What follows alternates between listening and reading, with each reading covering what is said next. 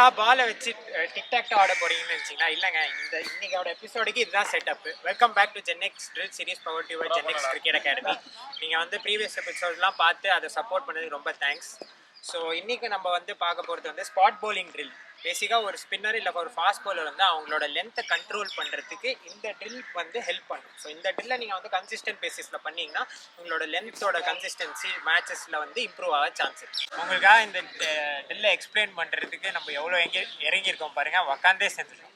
So பேசிக்காக இந்த டிக்டாக்டோ setup வந்து நம்ம பார்த்துருக்கோம்.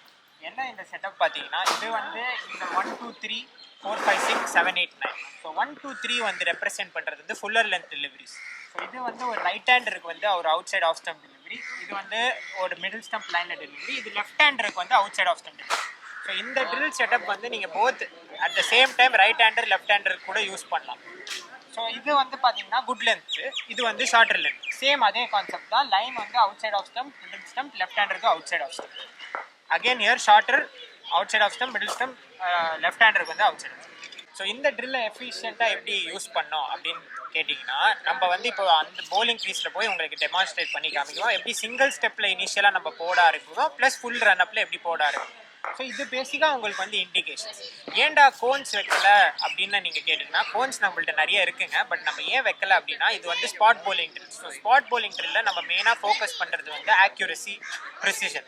கோன்ஸ் வச்சோம்னா அதோட சர்ஃபேஸ் ஏரியா ஆப்வியஸாக அதோட இது வந்து ரொம்ப பெருசாக இருக்கும். ஸோ நம்ம வந்து ஒரு இந்த சைஸில் ஒரு கோன் வைக்கிறோம் அப்படின்றது போது இங்கே கூட பட்டுச்சுன்னா அது ஆக்சுவலாக அந்த லென்த்தில் படலை, பட் ஆனால் கோனில் பட்ட மாதிரி உங்களுக்கு ஒரு சாட்டிஸ்ஃபேக்ஷன் வரும். பட் ஆனால் மேட்ச்சில் உங்களுக்கு வர்றது வந்து இந்த பாலோட சைஸ், பாலோட ஸ்பைஸ் தான் உங்களுக்கு ஸ்பாட்டு.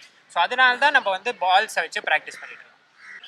ஸோ நீங்கள் வந்து யோசிக்கலாம், இந்த நம்மளுக்கு தேவை இருக்கிற ஸ்பாட்டில் வந்து பால்ஸை வச்சுட்டு மிச்ச பால்ஸ்லாம் ஏன்டா இவன் வச்சிருக்கான் அப்படின்னு கூட உங்களுக்கு ஒரு தாட் வரலாம். ஏன்னா வந்து ஒரு பேட்ஸ்மேனோட ஹைட்டை பொறுத்த வரைக்கும் அவங்களுக்கு வந்து லென்த் சேஞ்ச் ஆகும். நான் என்ன சொல்ல வரேன்னா, இப்போ ஒரு ஷார்ட்டாக இருக்கிற பேட்ஸ்மேனுக்கு வந்து குட் லென்த் மாறும், டாலாக இருக்கிற பேட்ஸ்மேனுக்கு வந்து குட் லென்த் வேறு லென்த்தில். ஸோ இந்த பால்ஸ் வச்சதுனால உங்களுக்கு ரெப்ரசன்டேஷன் வந்து ரொம்ப ஈஸியாகும். ஸோ இதை வந்து நம்ம வந்து ஒரு ஃபுல்லர் ஆஃப் குட் லென்த் வந்து ஒரு ஷார்ட் பேட்ஸ்மேன் சொன்னால், வேற இந்த பால் வந்து ஒரு டால் பேட்ஸ்மேன் வந்து ப்ராப்பர் குட் லென்த்தோட ஏரியாவில் இருக்கும். ஸோ அதனால தான் நம்ம இந்த செட்டப் வச்சுருக்கோம். ஸோ தட் உங்களுக்கு வந்து ஒரு ஷார்ட்டர் பேட்ஸ்மேனுக்கும் சரி ஒரு டாலர் பேட்ஸ்மேனுக்கும் சரி நீங்கள் வந்து அட்ஜஸ்ட் பண்ணி எங்களோட ஸ்பாட் பவுலிங் ட்ரில்ல கண்டினியூ பண்ணலாம். ஸோ இந்த செட்டப்பில் என்ன அட்வான்டேஜ் அப்படின்னு பார்த்தீங்கன்னா, நீங்கள் லென்த்தை மாஸ்டர் பண்ணோன்னே நம்ம லைனில் கூட ஸ்பெசிஃபிக்காக ஒர்க் பண்ண முடியும். ஸோ இந்த 1 2 3 அப்படின்னு சொல்லியிருக்கேன்னா, ஸோ அது ரெப்ரசென்ட் பண்ணுறது வந்து of stump, middle stump, leg stump. So நான் அது வந்து எக்ஸ்பிளைன் பண்ணுறேன்.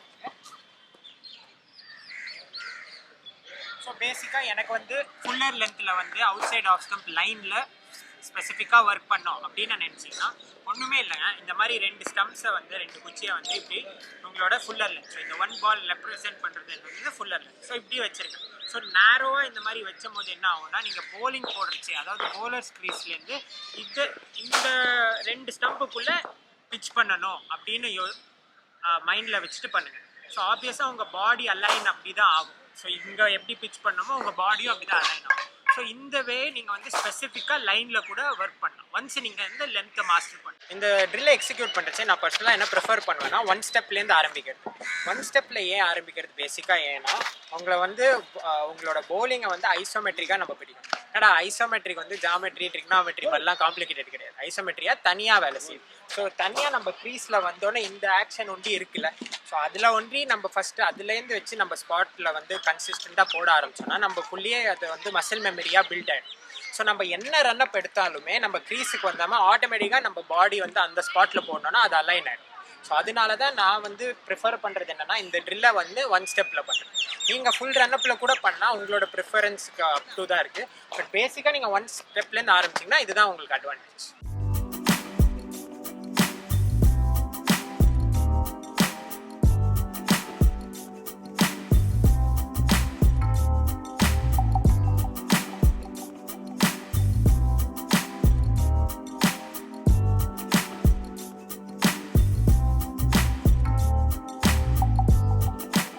ஸோ டெமான்ஸ்ட்ரேஷனில் நான் காமிச்ச மாதிரி நான் ஒர்க் பண்ண பார்த்தது என்னென்னா, அந்த 1 2 4 5 7 8 அந்த அதாவது வந்து outside of stump, off stump line right hand இருக்குது. அதை வந்து நான் ரிப்பீட்டடாக குட் லென்த் அண்ட் ஃபுல்லர் லென்த்தில் போடணும்னு யோசிச்சு போட்டேன். இன்னொரு விஷயம் கீயாக நோட் பண்ணியிருந்தீங்கன்னா, நான் 1 ஸ்டெப்பில் போடுறச்சு ஃபுல் எஃபர்ட்டோட போட்டிருந்தேன். அதாவது வந்து மேட்ச்சில் நான் ஒரு வேளை 1 ஸ்டெப்பில் போட்டேன்னா என்ன எஃபர்ட்டில் போடுவேனோ அதே எஃபர்ட்டில் தான் இங்கேயும் போட்டேன். ஏன் அது முக்கியமான விஷயம்னா, நீங்கள் வந்து அதுதான் நீங்கள் கிரிக்கெட் வந்து எல்லாருக்கும் தெரியும் ரிப்பிட்டேஷன் ஸ்போர்ட்டுன்னு. ஸோ நம்ம வந்து என்ன ரிப்பீட் பண்ணுறோமோ அதுதான் நம்மளுக்கு வந்து பேக் ஆஃப் த மைண்ட் சப்கான்ஷியஸாக அது போய் உக்காரும். ஸோ நம்ம வந்து என்ன பண்ணணும், 1 ஸ்டெப்பில் போடுறச்சே முக்கியமான விஷயம் நம்ம வந்து ஃபுல் எஃபர்ட் கொடுத்து போடணும். அப்போனா தான் நம்ம வந்து ஃபுல் ரன்னப்பில் போடுறச்சே அது வந்து டிரான்ஸ்லேட் ஆகும். ஸோ ஸ்பாட் பவுலிங்க்கு லென்த் கண்ட்ரோலுக்கு இதுதான் நம்ம பண்ண drill.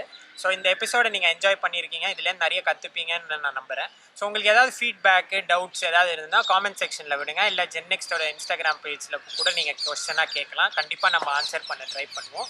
At the same time மறக்காத ஒரு விஷயம், எல்லா எபிசோடும் அப்புறம் பண்ணுறது லைக், ஷேர், சப்ஸ்கிரைப்.